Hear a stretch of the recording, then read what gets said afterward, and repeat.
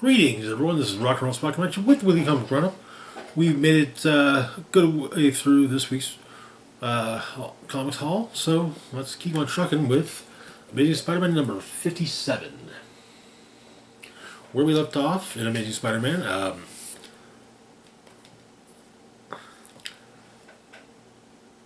Spider-Man had managed to get Tombstone behind bars with and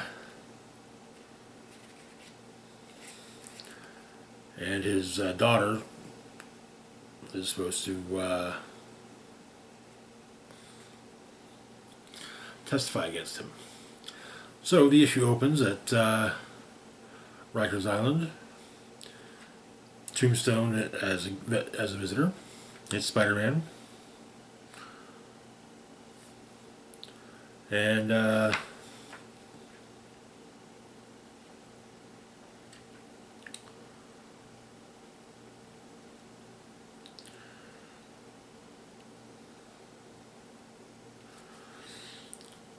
Tombstone basically is thinking that Spider-Man turned his daughter Janice against him, but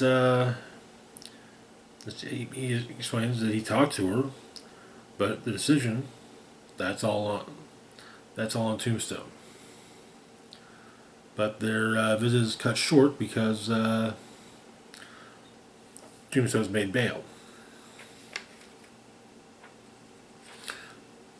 Peter confronts Tombstone's lawyer, whom he met at what would have been Janice and Randy's wedding.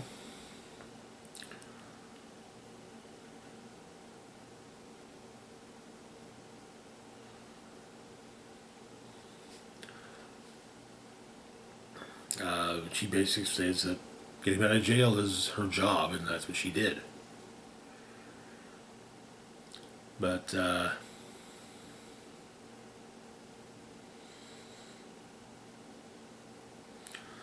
Janice is packing for Randy to leave town.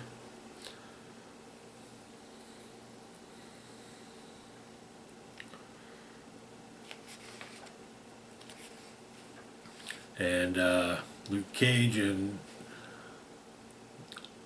She-Hulk and Spider-Man are discussing what to do about Tombstone, because there's not going to be any sneaking Randy out of the city. There are too many cops on Tombstone's payroll or willing to basically drop some information for a few bucks. So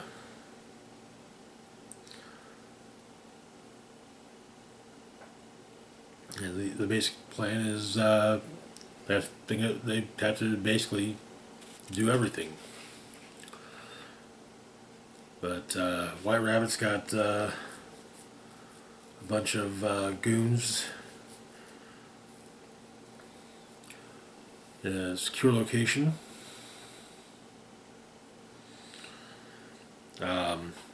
She's being told to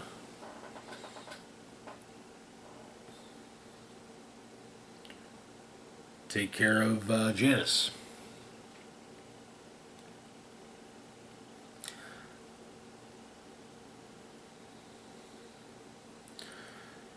Rabbit doesn't like that because Janice is her friend.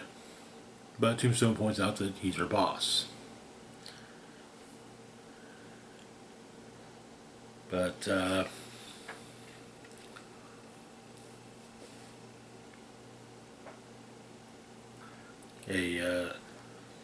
SWAT van is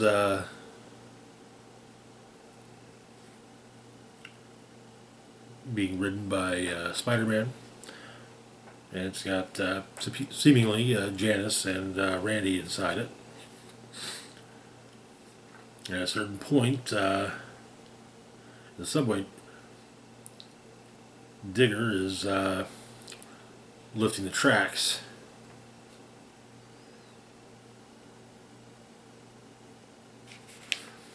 Causing the train to break through the sidewalk, or the not the sidewalk, but the street.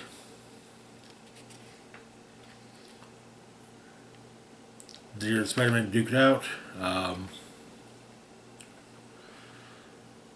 but it turns out it was a decoy. It's not Janice in there; it's She-Hulk.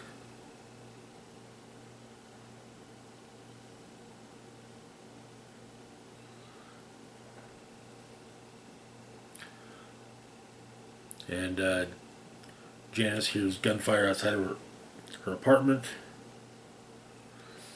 As she's about to suit up in the Beetle costume, Tombstone walks in, saying he wishes he didn't have to do this. And that is where the issue ends. There's a backup preview of Chasm #1, which we've already covered last week, I think. But good issue.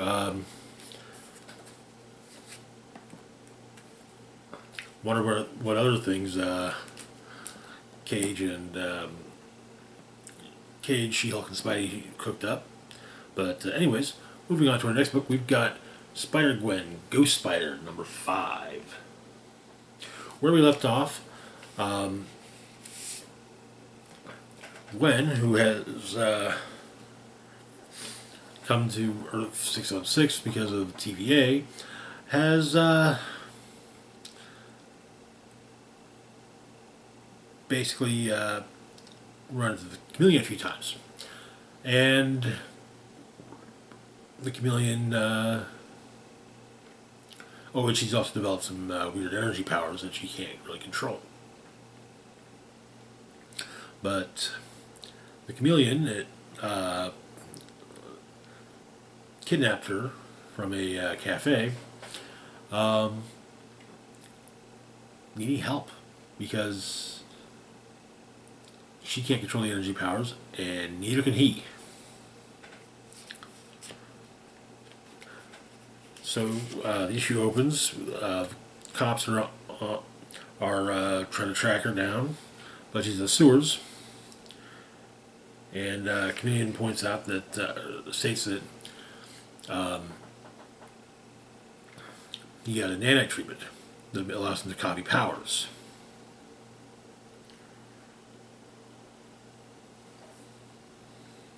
And the two of them run into Vermin, and Chameleon shifts into Electro to electrocute Vermin.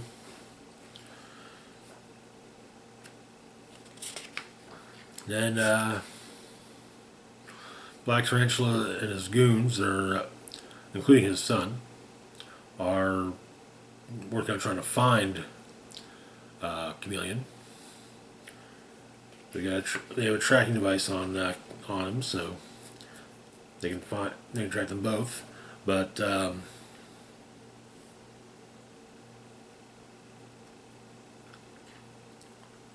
turns out that Gwen's powers, the energy powers in particular, have overloaded Chameleon's nanites, and that's where where the issues he's got are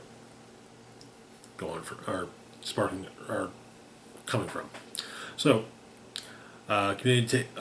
Spider-Gwen goes after a whole bunch of Black Tarantula's soldiers, and then fights Black Tarantula himself on a construction building.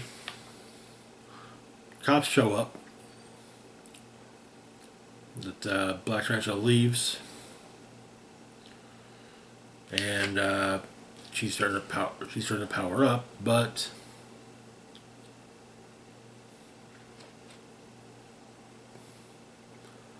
she manages to control it a bit and hit Chameleon with the energy blast, and it burns out the nanites. So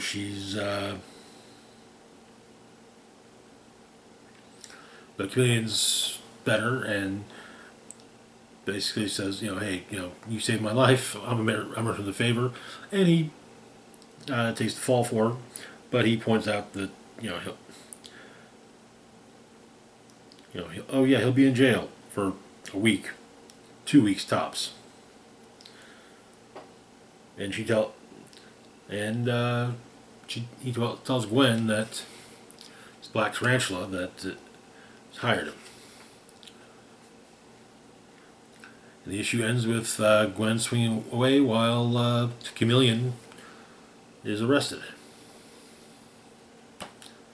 Good issue. It'll be interesting to see where the fight between the pending fight between Black Tarantula and Gwen is going to go. It does seem that there's going to be a bit of it's going to be a flirtatious fight, but well, we'll see. Moving on to our last book for the moment, we've got Ultimate Black Panther number 8. Where we left off, the forces of Ra and Khonshu were dealing with the forces of Wakanda. So the issue opens with a battle between the two forces. And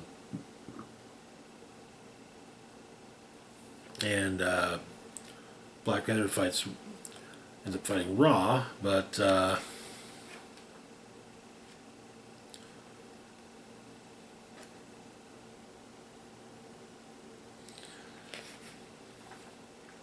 one of Ra's soldiers attacked him with a knife that has a gem of the mysterious material that they found.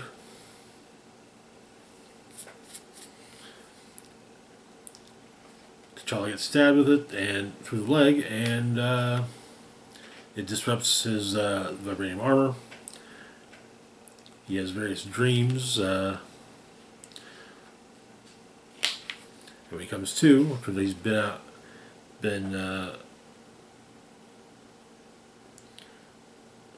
unconscious for a week, but the knife was pulled from his body.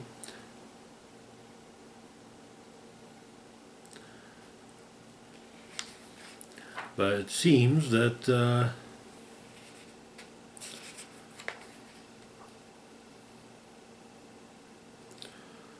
T'Challa now has some degree of control over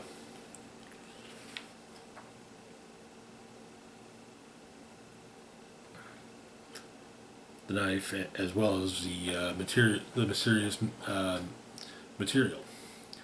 Elsewhere, somewhere in Eastern Europe, Storm and Killmonger are talking with the Sorcerer Supreme, and that is where the issue ends. Good issue. I'm not sure if it's supposed to be the Sorcerer Supreme is supposed to be Strange or a different Sorcerer or a different potential Sorcerer Supreme. Probably a different one, as the Maker would likely have known about Stephen Strange, and is basically say, okay, take Stephen Strange off the board. But anyways, that's going to do it for now. As always, feel free to like, share, and subscribe. Huge shout out to Patreon patron Red Man as a Penis. Links to my Facebook. Red Man as a Penis. Your support is greatly appreciated. Thank you so much. Links to my Facebook, Twitter, Blue Sky, Instagram, Mastodon, Patreon, and PayPal can be found in the description box down below. This is Rock and Roll Spock signing off, saying live long and rock hard.